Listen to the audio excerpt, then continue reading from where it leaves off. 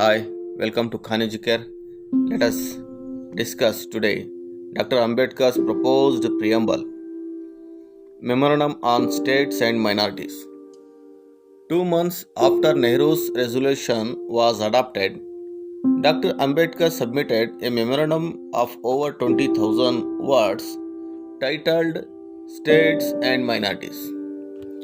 What are their rights and how to secure them in the Constitution of Free India?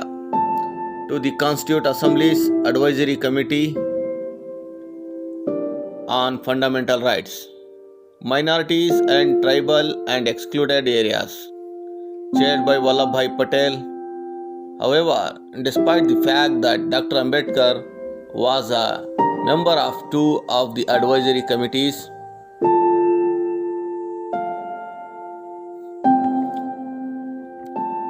that is, the Fundamental Rights Subcommittee chaired by J.B. Kripalani and the Minorities Subcommittee chaired by S.C. Mukherjee. The committee failed to take cognizance of the memorandum.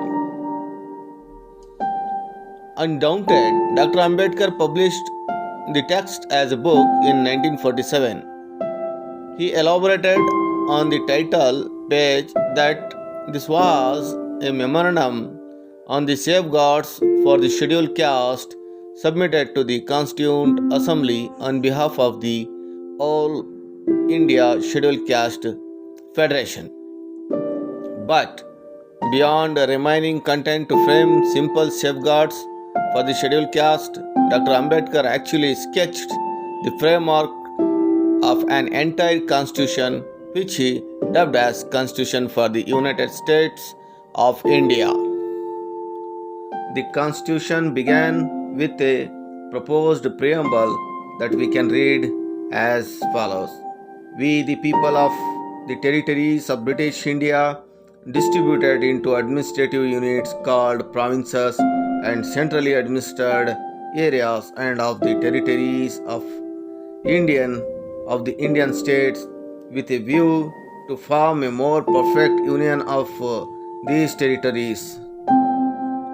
Do ordain that the provinces and the centrally administered areas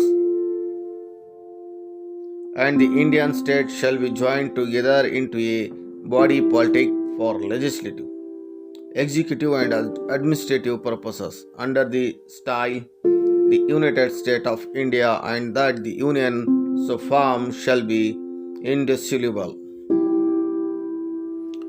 and that with a view, first one, to secure the blessings both of self-government and good government throughout the United States of India to ourselves and to our posterity.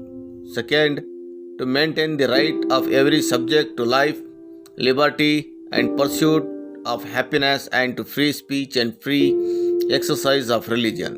Third, to remove social, political and economic inequality by providing better opportunities to the submerged classes.